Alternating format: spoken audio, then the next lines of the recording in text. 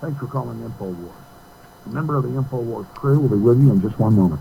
Thank you for calling. Thank you for calling the offices of Alex Jones Productions, Infowars.com, and PrisonPlanet.tv.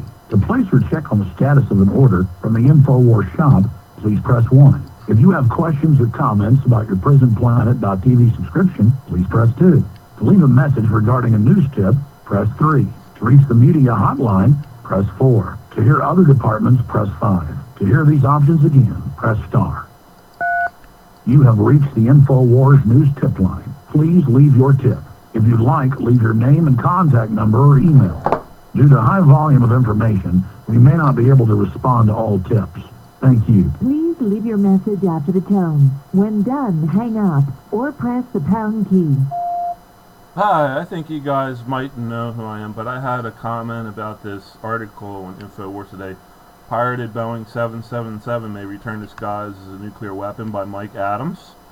And he provides a little map and it shows the plane's range. It says a 4-hour flight range. However, in that flight range, Israel, Iran, all these other countries that he lists in the 4-hour flight range is actually 3,000 miles away from Malaysia. So I was just wondering why Mike Adams would say that this is a 4-hour flight range in the map. I have it right up here right now in Screen-O-Matic.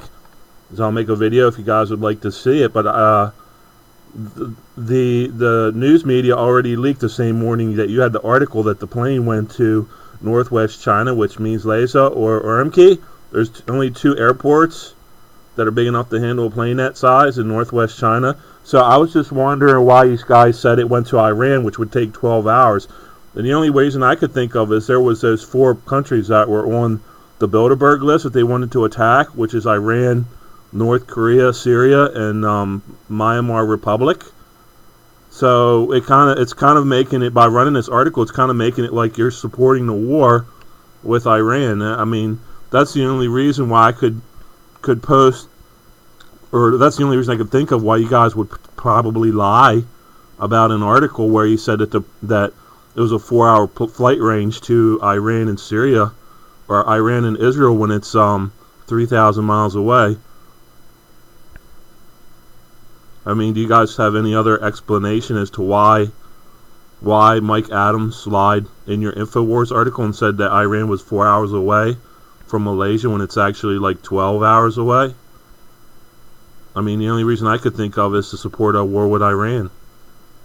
Everybody already knows that from your article before, and you can't backpedal, that China likely took those chip fab developers from Zigbee, the 20 of them, so they could pump from information on the smart grid, and also they were doing military contracts on the side for that other country. So they can torture, China could torture, they love making computer chips, they could torture those people all day long, get the chip information that they were processing in Malaysia, so they can develop their own military their own military chips, and also defeat the U.S. smart grid. And people go, oh, well, Zigbee's not a big protocol. Zigbee got $100 million from DARPA to do funding for Zigbee smart grid. So the talking point that the CIA and everything's posting on your website that Zigbee's not a big corporation or protocol is not big because they implemented it in 2 or 3 states, and DARPA gave them $100 million to do it. Maryland's one of the states. Thank you. Thank you for calling. Goodbye.